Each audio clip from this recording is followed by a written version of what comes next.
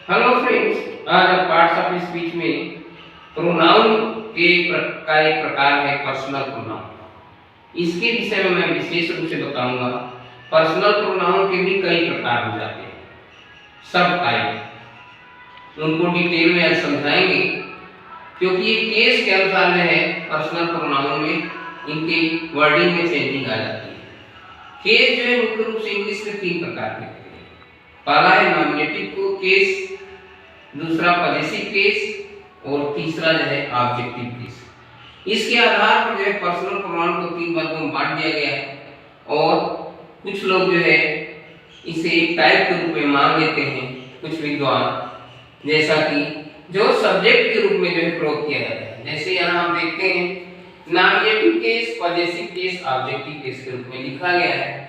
Nominative case को ही हम subjective case के रूप को कहते हैं और इसे हम सब्जेक्टिव प्रोनाउन भी कहते हैं। तो सब्जेक्टिव प्रोनाउन के रूप में आई है। उसके बाद आई का ही पॉजेसिव केस में और ऑब्जेक्टिव केस में अलग अलग हो जाता है।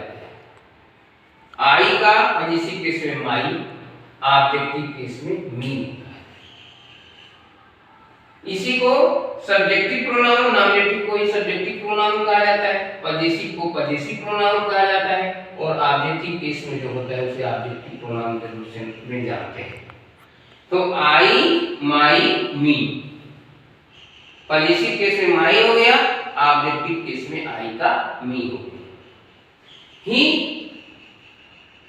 ही प्रोनाउन है, सब्जेक्टिव केस में ही हो गया, पॉजेसिव केस में हिज हो गया और ऑब्जेक्टिव केस में उसी का हिम हो गया।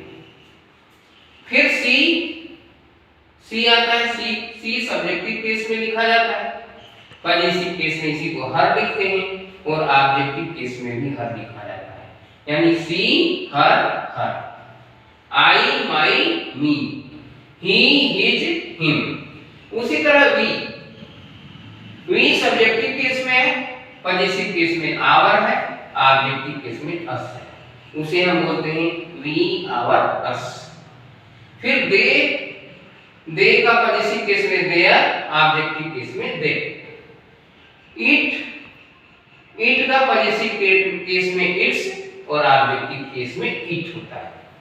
फिर यू आता है। यू सब्जेक्टिव केस में, जिसे हम नॉमिनेटिव केस के नाम से भी जानते हैं। फिर पॉजेसिव केस में इसी को हम योर लिखते हैं और यू लिखते हैं।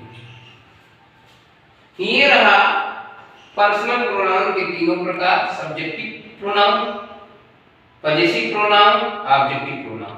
और यहाँ ये भी दिखाया गया कि इंग्लिश में कुल तीन केस होते हैं, जिसे हम नॉमिनेटिव केस, सब्जेक्टिव केस भी उसे कहा जा सकता है, पॉजेसिव केस और ऑब्जेक्टिव केस।